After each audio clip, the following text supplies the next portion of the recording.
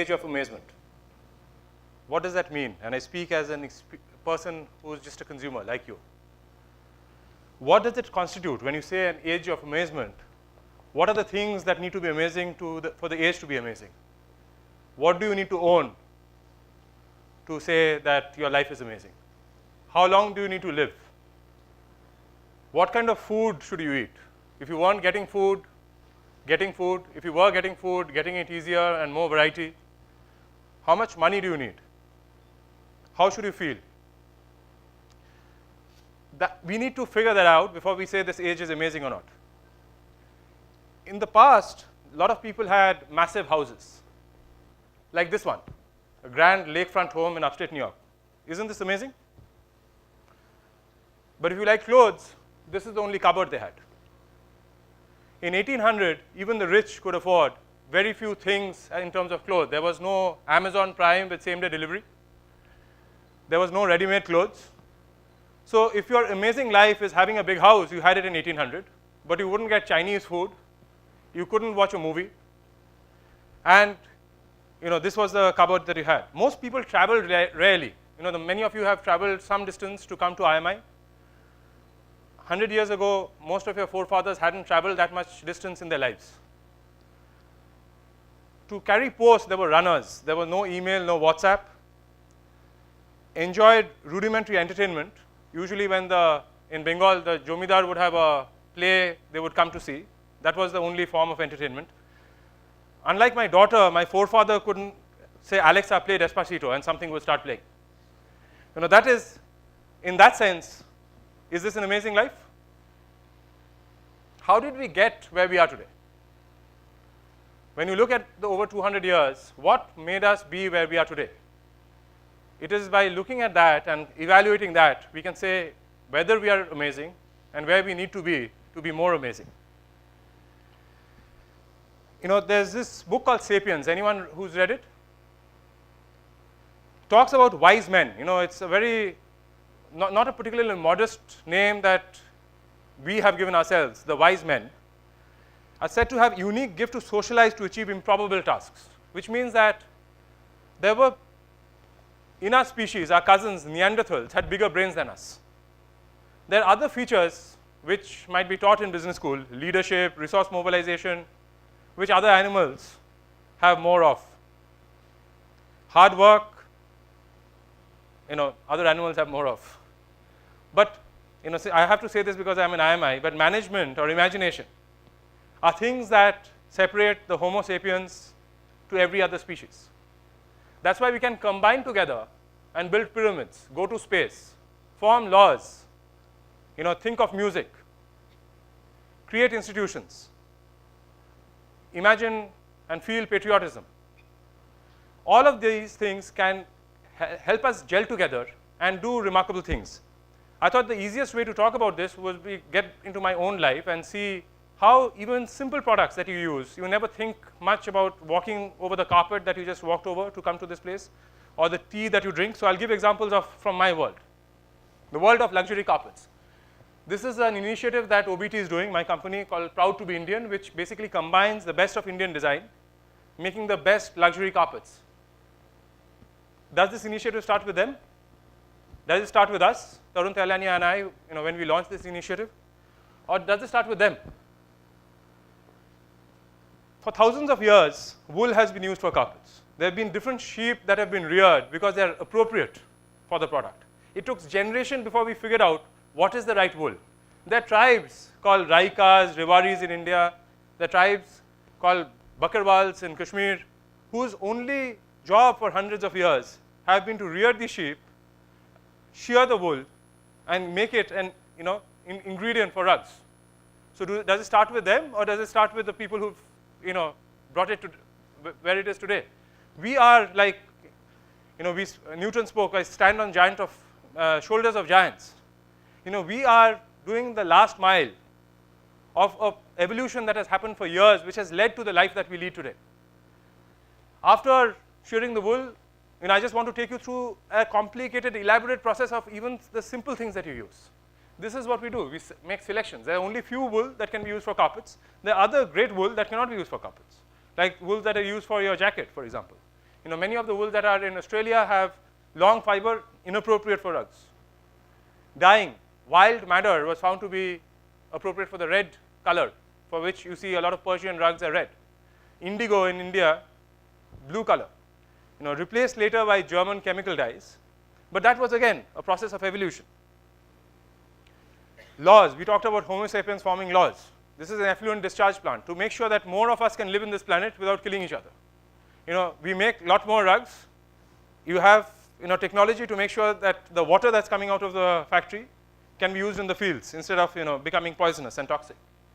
Weaving, maybe 500 years that the region of UP has been weaving rugs, region of Rajasthan maybe 300 years. Weaving as a profession has obviously been much, much longer. And this, more people work in weaving in any other profession in UP after agriculture. So these are things that have come together to create that simple thing that you walk on. Designers, that is the chicken curry motif. You've seen it in clothes. It's probably been invented by Noor Jahan. We used it for rugs. It was part of the Tarun Tehlani collection. The magic of these carpets are in the details. It is not one thing. The operations that go into it, the finance, the IT, the marketing, all businesses need several connected processes. We walk on a millennia of traditions. This is not just with a rug. I just talked about rugs because that's what I know. If you think about your watch, your shirt, everything, think of how it's evolved. And that is what is amazing about the life we lead. Every thoughtless step we take has required generations after generations of people dedicating their life to it to make it more convenient for us. The second business I am in, is tea. I have, a little bit of self-promotion talking about Makai Bari tea. It's most expensive tea, first organic product. People recognize it to be a fantastic product. How did it start? Indian tea started with the Opium Wars. It was too difficult. England fought a war, defeated China, got Hong Kong and new territories. But they realized they had their own colony to grow tea, and they started it in Darjeeling. The first tea factory was Makai Bari. The process of making this simple beverage that all of us have several cups of. There was an opium war, cleared forests, and probably removed plant and animal varieties forever from Duars and Assam, invented clones that are suitable for the Indian climate, brought workers from Choto Nagpur because Assam and Duars were at that time forests, there were no human population, invented clippers, fast boats that took these teas to England so that they could get the best market. Think of the massive processes, how many people must have been involved and the thought that must have gone in for this simple product to now become second nature of life. English think there's nothing more English than tea. Indians think there's nothing more Indian than chai. It is foreign to both of us. Hard work from planters, pruners, tasters, packers with many hazards, uncertainty to bring a cup of tea for a breakfast. Drink it with sugar. How did that come? Invented in India and probably Southeast Asia. This history of sugar is part of the history of slavery and of colonization, of the discovery of America. It was in the ship when Christopher Columbus went to Dominican Republic. In few years after that, within like 15 years after that, slaves moved from Africa to the New World. And it was transplanted in countries which never had sugar. Those countries, if you go to the Caribbean, the reason the Caribbean people are African American are because of the sugar trade. Today, luckily, sugar is relatively guiltless, other than it causes obesity. So it's no longer such a dangerous substance. So it's a giant leap of humanity. Our current condition, our way of living, is built upon such Herculean efforts. There's much to be proud of and some to be ashamed of. What we have achieved as a people is truly amazing. The success isn't merely in terms of comforts and wealth. If someone has been in one of my classes, they would have seen this graph. From around 1500, this is the way the population of the world increased. It's like a straight vertical line, and now it's 7 billion people In 1900, the world had 1.6 billion people. In 2014, it held 7.1 billion people. The life expectancy around the world in 1900 was 31. That comes as a surprise to a lot of people. That's because of infant mortality. Not that an average person died at 31, but a lot of infant mortality during that time, which is now 71.5. India has done even better. In 1950, just after we got independence, our longevity was 31, which is now 68 in 2015. A world with many more people living much more longer, requiring much more food, requiring cars, comforts, air conditioners, many more clothes, are living with more comfort, with fewer illness, with less violence than any time in our history. Isn't that amazing? Is it? As a species, our progress has been amazing. There's no question about it. If we weren't humans and we were looked at this species, that this is how it would be an epidemic. They would say this is a very dangerous new species that have come into the world. But has progress led to an amazing age? Are moments of our lives better? Are moments of our lives certainly better when we are sick because we have better medicines? When we are hungry because there's more food? When we feel cold or hot because there's better air conditioning? But when we are not suffering from those issues, on a daily, when you're not subjected to this lecture, when you're sitting outside in the park or something, do you feel your life has become more amazing?